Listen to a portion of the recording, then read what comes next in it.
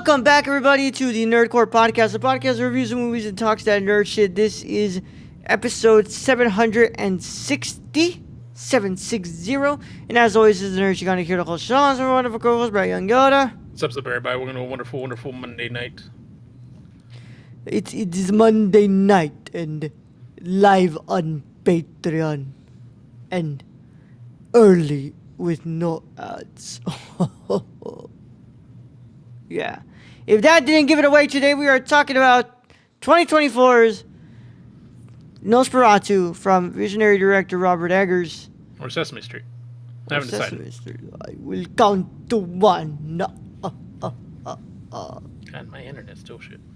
What's going on with your internet, man? Fuck if I know. Before we can go ahead and get into the review, Brad, how are you doing on this fine Monday night? Doing all right, Roll.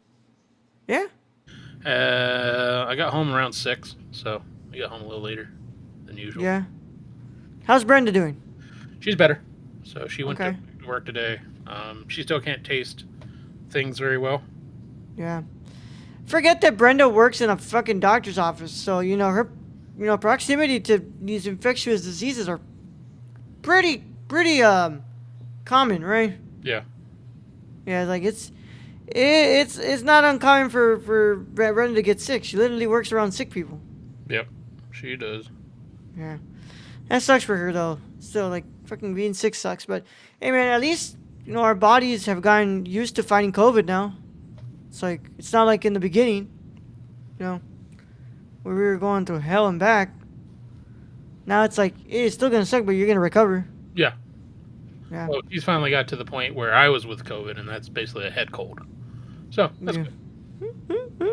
Yeah, you got fucking the easiest fucking version of COVID. I don't know what the fuck you got, bro. I got a head cold. I didn't even get COVID this time. Like, yeah. I don't know, Brad. I guess you just got good immune system right now for that. for a sunbeam. Yeah. Or God just don't want you, Brad. You don't want me. No, why don't you want me, man? Why you don't want me, man? Yeah. But other than that, just work was all right, Brad. Yeah, I mean went by quick today for whatever reason. Even though you left at 6. I don't know. Yeah. I don't know anymore. Yeah, I just do what I'm told. I just go in and work. I don't know why. Because I don't know why. You do know why. It's because this isn't big enough to make you stay home from work. Yeah, I got bills and I should just get used to working, I guess. Done with your taxes? Yes. Yep. I'm sorry. I hate taxes. Yep. This is the last week to be doing taxes, guys. So y'all better get done with making doing your taxes. Good luck to all of you. Yeah. If you're getting money back, fuck yeah. If you're gonna have to pay some money back, I'm so sorry. Yep. Yep. I used to have to pay a lot, and then Brenda was like, "Nah, no more. We're going to have them take it out of your check," and so now I finally get some money back. But still, it just sucks doing them, because they could easily be like, "You owe this," but no, they got to run around in this game and be like, "Well, you figure it out." And oh no, you want my money so bad? How about you fucking do it? Yeah, pretty much. That's my feeling on it. Why don't you just fucking just tell me? Yeah. Why the fuck I gotta do it? Yeah. You want this money so bad. You deal with what I gotta do at the end. But yeah, I hear you, Brad. I hear you. I streamed last couple of days. Played Fortnite. Played what's it called? Warzone, and like one game of Marvel Rivals. But the Fortnite was a lot of fun. I got fucking hit with a baseball bat by Master Chief. Those 10-year-olds, man. They really don't give a shit, man. So since we were quarantined basically for 3 days while Brenda was sick, I played One Lonely Outpost. It's on Game Pass, but it's like Stardew Valley, but in space. Yeah? Best I can describe it. Okay. Sucks because I love those games, but it's such a time suck that I don't realize it's been like 6 hours. and all I've been doing is like planting crops and like picking crops and shit, and it's just like 6 hours have passed by in your life, and this is what Yeah. you've been doing. You could really be doing a whole lot more on different games. Instead, you're just fucking picking crops Picking crops. on one lonely outpost. Yeah. Trying to get chicken eggs. You know. You're crazy, man. You're crazy. But yeah. You haven't watched anything, Brad? Just watched Nosferatu. Just Nosferatu. Me and Brenda sat down because she likes horror movies, so we watched it together yesterday. Oh yeah. Oh yeah. All right. Well, I will not delay it. I know you know that we wanted to watch this one because we both really like The silent film. the silent film. Yeah, like really. I think we both give that one perfect score. I believe so, Brad. I don't know. Yeah, I can't I remember think that we far. did. I don't know. But that movie's fucking incredible. And of course we love Robert Eggers. I mean, Lighthouse, The Northman, The Witch. I mean, the guy makes great movies. There's no denying that. So with that said, Brad, I think we should just get into it then. Okay, let's go. This is your one and only spoiler warning. And I'm so sorry. Let me retract, guys. If you haven't watched Nosferatu, you should probably get out of here if you care about spoilers. But if you don't care about spoilers or you've already seen the film, go ahead and stay. Either way, this is your one and only spoiler warning, and it is in effect after these words from our sponsors in a 5, 4, 3, 2, 1. Today's episode of the Nerd Court is brought to you by SeatGeek. Whether you want to see your favorite band, sports team, or comedian, SeatGeek has you covered.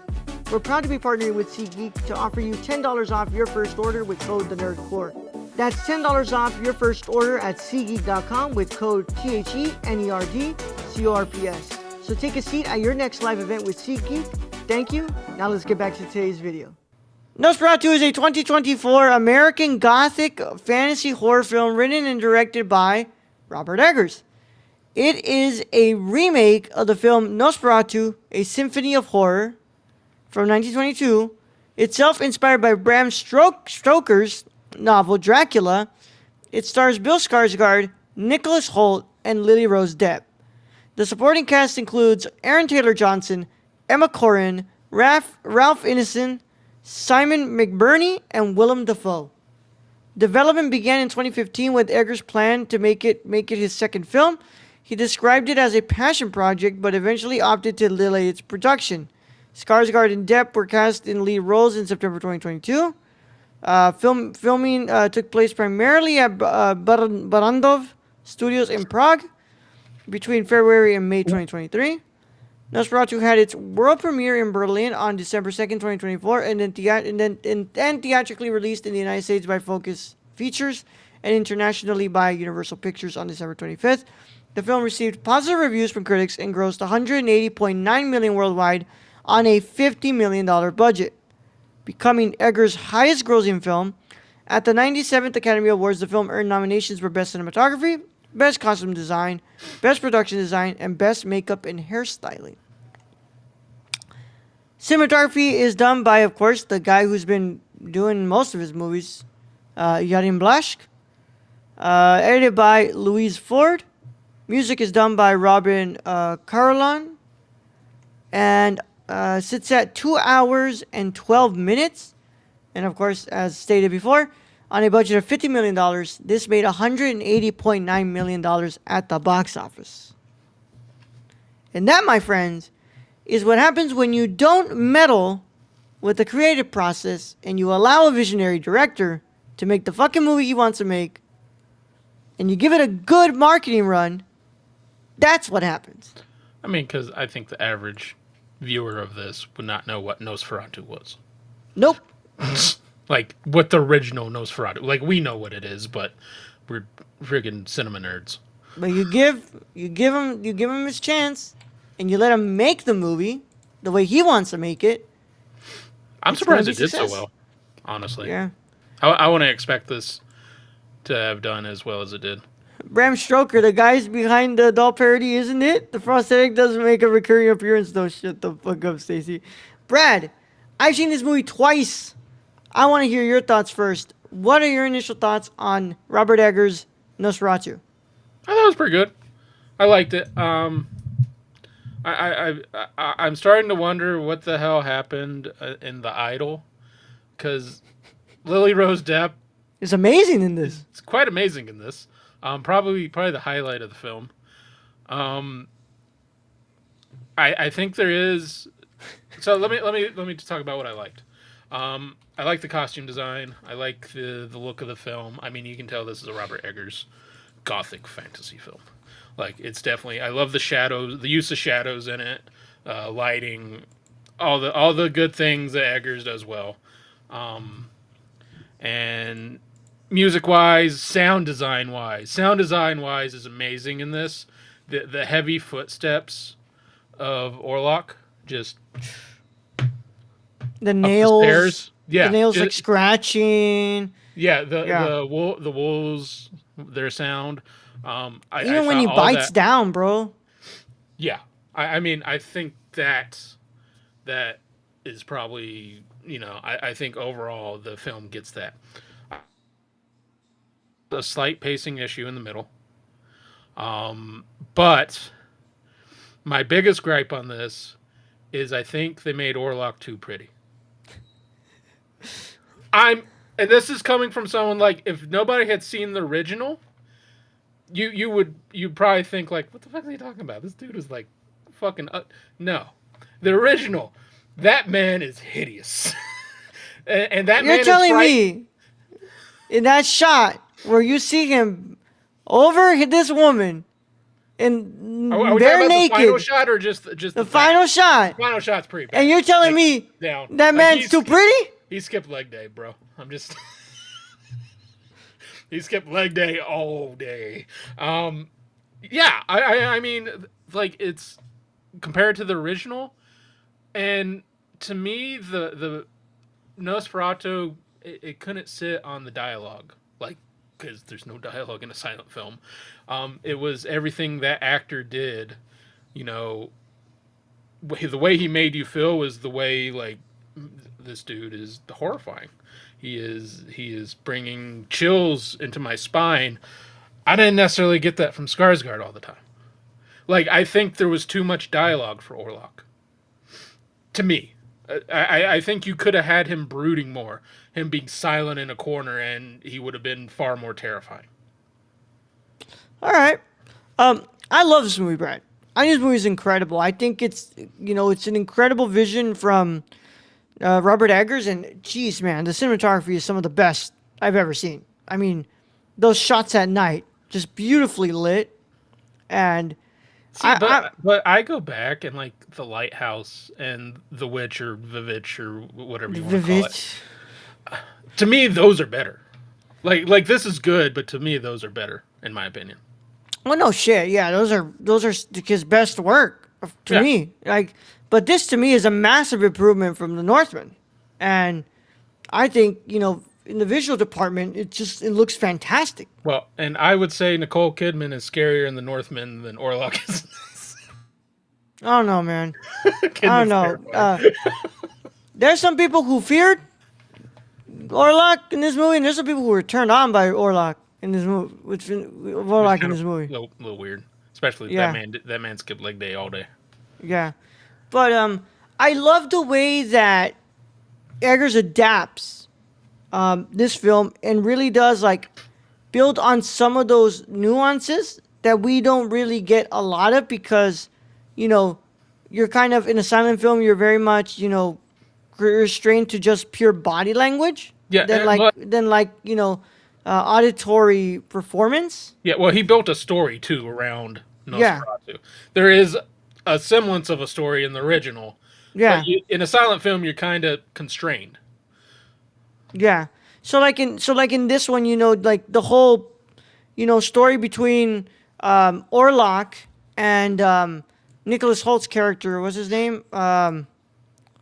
What's it called? Thomas. Tom, yeah. And how, like, Loki kind of, like, insinuating that kind of Thomas was into him as well. And so, like, stuff like that to me was like, okay, that's stuff that you don't really pick up on in the first film, in the original. And here, he kind of gets a chance to like really like express more of that. Also, there was so much butt crack happening in this film. There's butt crack everywhere. Yes, sir. Yes, sir. And also, just like I agree with you, Brad. I don't know what the fuck happened on the Idol, because like Lily Rose Depp is like Great. easily the best part, Yeah. performance wise, of this whole fucking movie, man. Like her making her eyes go all the way back, and she's like she's like having a seizure, and her fucking her what's it called, spits coming out of her mouth, like. Like it's crazy, and like the way she just snaps right back into the role that she's playing. I mean, it really shows the amount of talent that Lily Rose Depp has, and like it was really wasted. Who do we in blame the Idol? for the Idol? Because I'm not blaming The Weeknd. I'm blaming fucking Sam Levinson, Brad. Yeah. Vitch, PG era insult for some of the divas. Yeah, Vitch. yeah. The Vitch. But like, I mean, Lily Rose Depp is amazing in this, bro. Now, what'd you think about all those rats, Brad? Well, I looked over at Brenda. I'm like, did Germany have a plague in 1820s? Well, the funny thing is, Germany didn't even exist at this time. That's really funny. Like, they call it Germany, and it's like, that wasn't called Germany at the time. See, there's a lot of historical inaccuracies. Yeah. Because I'm going, I thought the plague was before this. Yeah. But, I guess rats could infest it anywhere. And I guess they were saying it's Nosferatu's plague, which Yeah. is fine. I thought the boat scene was freaking terrifying. Because I'm like, they did show the boat crash, kind of. They showed the after effect of the boat crash. But I'm like, why don't you just show that boat just careening into the goddamn dock? Yeah. And then Orlok just his box just flying out and into the Hutter's like wagon or ship or whatever. Yeah. So, Brad, to me, the guy who was in that place, the guy, like the first one, the one that, what's it called, is like with the rats. That guy to me is way more terrifying. Oh yeah, Then- the one like calling Orlok or doing Yes, the thing in his the pants. one who's like willing to like do Yeah, everything for this man. and imagine if that was your boss, because that was Thomas's boss, who was telling him to go pick up Orlok. That's your boss. Yeah. Fuck. I also have to say I think I don't know if a lot of people, this might be a hot point or that I'm gonna touch on, but Frederick Harding, the friend who takes in Ellen, and while Tom leaves, that man deserved none of what he received. That man literally just took in and said, "Sure, Tom, I'll take care of your wife while you're off, and when you get back, you can pick her up." Cool. Yeah. And he's just like, "Sure." He's like, "You don't worry about it. I got it." And then he's got the fucking demons and the goddamn vampires, and they kill his children and his wife, and That guy man, did not deserve any of that. He man might have been a little bit of an deserved none asshole of to a little bit, but you're gonna be an asshole if your friend brings the death of your whole family on you. I'm sorry. But Rolly, if you came to visit me and my wife just starts speaking in tongues and writhing on the floor and my dogs die, I'm going to be like, Rolly, you might need to leave. Like, just, I love you. Well, you might need to leave, bro. I don't know what you brought to this house. Yeah, like, What about go. that moment, dude, where she's having that whole convulsion, and then she looks up at Nicholas Hoult and tells him, "You can never please me." Then he fell for that. Because then he just starts fucking the demon in her. And, and it's like, bro, I don't think you can compete with the vampire that's like 100 or 200 or 300 years old or however the fuck old. Ivan the Terrible over there. Just because he's had 300 years to perfect his dick game. Yeah, Not but then like again, she kind of had to fuck him, because then how was she going to kill him? How was he going to die? Well, that was the whole thing. Is it was a 2-part plan. So they go and basically destroy, any ability for him to sleep, in his homeland, which I'm guessing had soil in it and stuff. And she basically kept him there till sunrise because he was obsessed with her, and you know, Yeah. many a man has fallen into that web.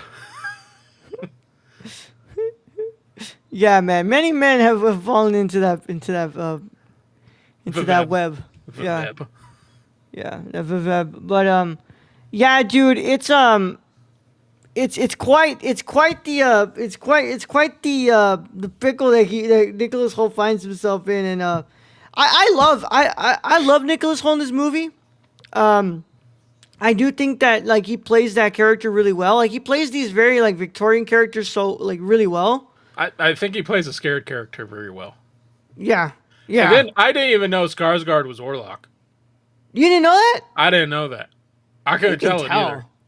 You can tell, Brad. I mean, if the way the man's fucking hunched over, I'm like, if I look now, I could tell, but I'm not going. Oh yeah, that was totally Pennywise. Yeah.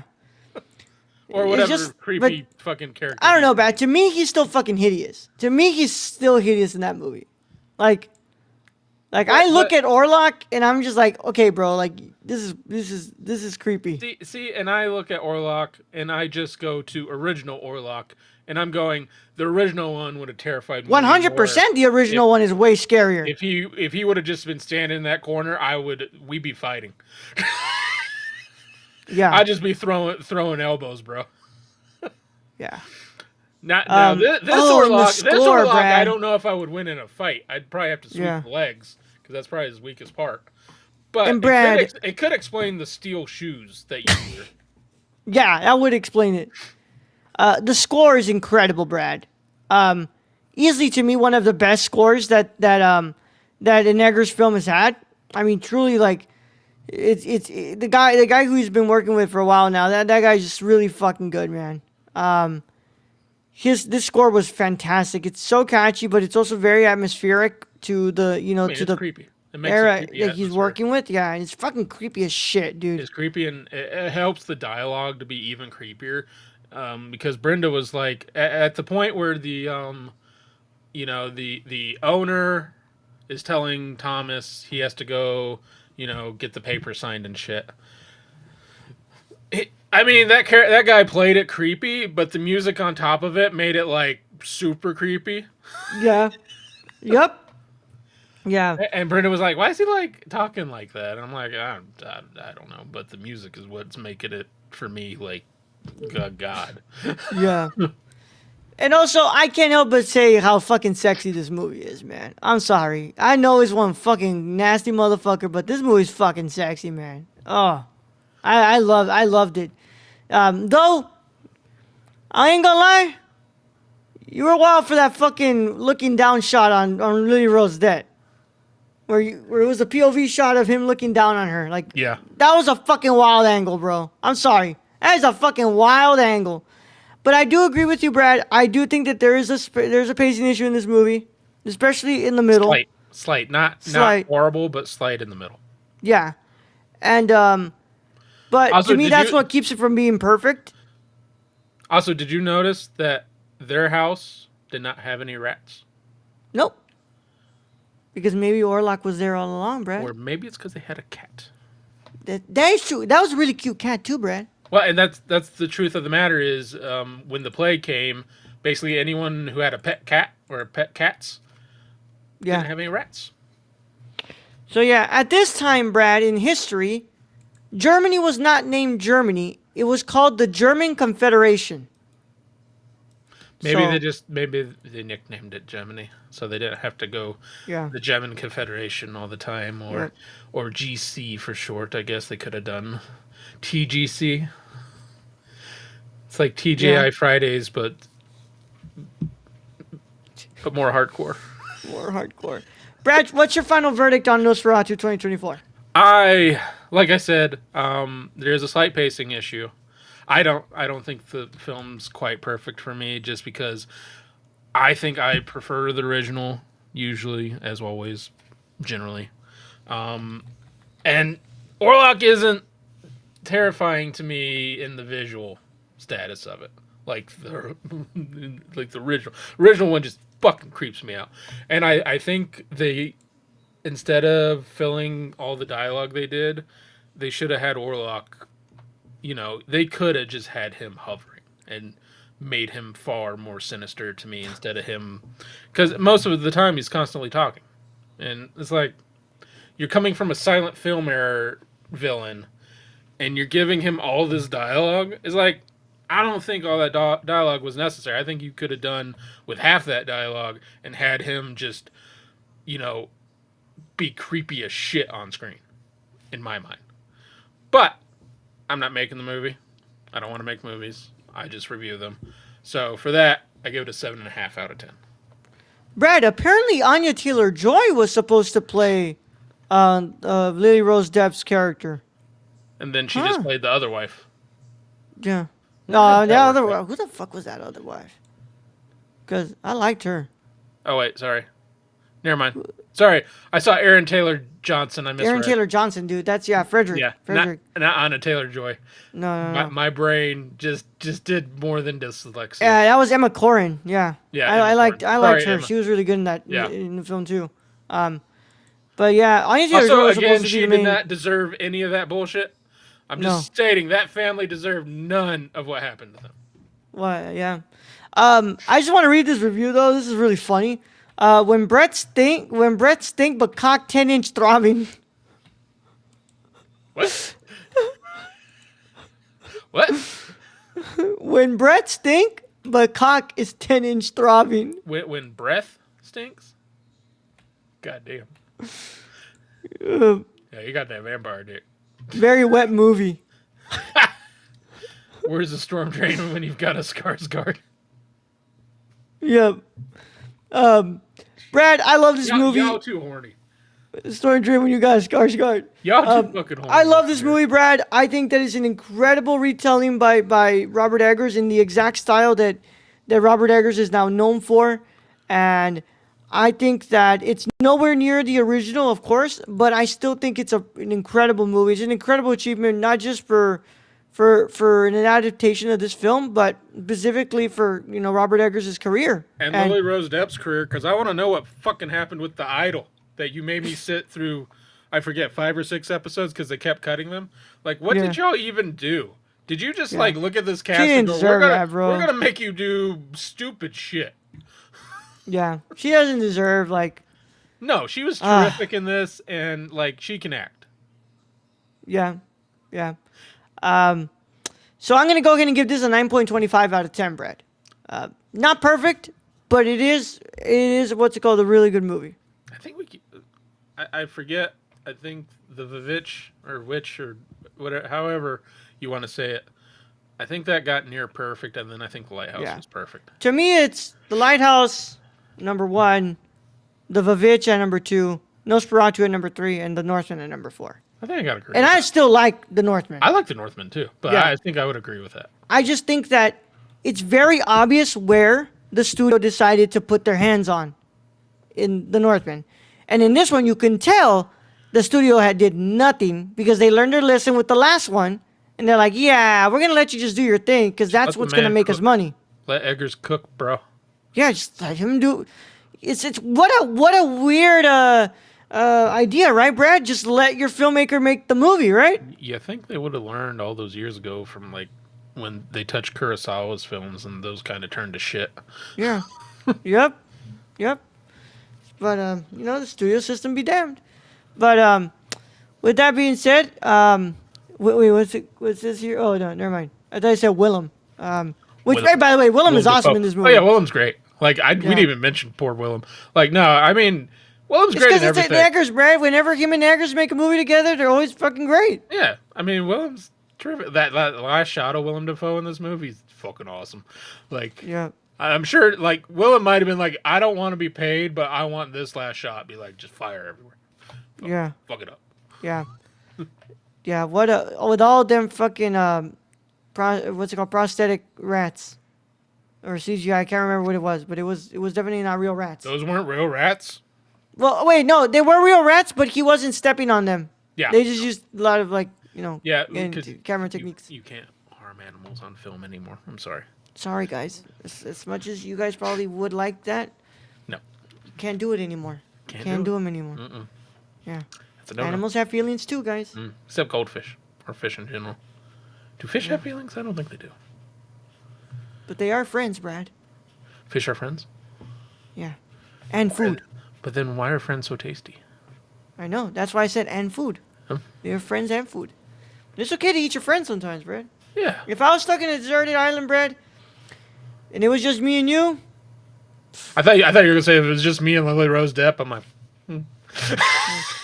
I'm going straight for your liver, Brad. bro, I can't blame you. Like, I'd rather die anyway.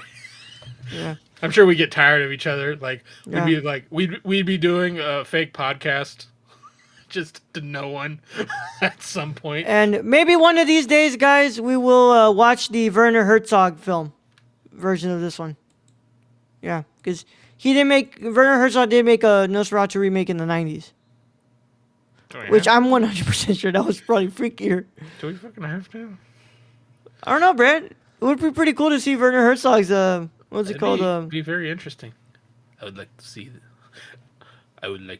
the Rose, Lily Rose Depp.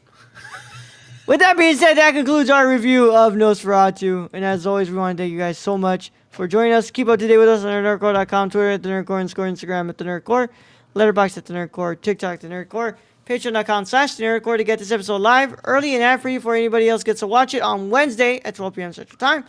And of course, we want to thank you guys so much for joining us. If you're watching us on YouTube, make sure that you leave a like on the video, subscribe to the channel, click that notification bell so you don't miss another review that drops on this channel. And if you're listening to us on your favorite podcast app of choice, where apparently they're coming for copyright now. Who knew? You can find that, on podcast apps, and make sure that you're following us on your favorite podcast app of choice and leaving a 5-star review. I tried to go through all the episodes to say that we have a license, but they're just going to have to figure that out themselves, because there's way too many episodes to go through. I bought that music, Brad. I own a license for this song. Fuckers. Yeah. You ain't going to tell me I don't own a fucking license for this song? Fuck no. But with that being said, we also want to thank our wonderful patrons. Without you guys, it's not possible. And that's why we give this to you live, early, and ad-free. Can you tell them about our wonderful executive producer, Shane? You can follow our friend Shane at twitch.tv/XSRK or on Twitter at thriftedil, or go buy something from the Suppy God at dpop.com/Prison City Vintage. Yeah. Yeah. So, let me see. I'm looking at the difference, Brad, and it looks like there's not even that much difference. What's it called? And the extended cut? Yeah. It looks like it's literally just, when Thomas meets the Count, he tells him a little bit more about the locals, and then on the second day, they get like a small scene. Oh, okay. Where he's looking over both Thomas and Ellen, and that's it. But for all those who haven't watched this, go watch it on Peacock. It's on Peacock. It's on Peacock. But you watch one long commercial in the beginning, and I don't think there's any other commercials. Yeah. Hey, Tubi couldn't, right? Tubi couldn't ever. No. Instead, it's going to give it to you like a whole different score. Fuckers. They probably would with the original. Yeah. Just a loop of the same score and me just sitting there for 2 hours going. The pain. All right, man. But with that being said, we'll catch you guys on Patreon on Wednesday for our Spawn Season 2, Episode 7 review. And then from there, we're going to continue on with what we've got here. But for now, that's all we got for you guys. Brad, let's get them the fuck out of here. All right, Raul. Thank you for being host as always. Thank you to all our listeners out there, all our Patreon supporters, and Stacy in chat. We appreciate each and every one of you. And to end this episode, I guess all I got to say is don't sign anything that you can't read, because you might sign your wife away. Young Yoda out.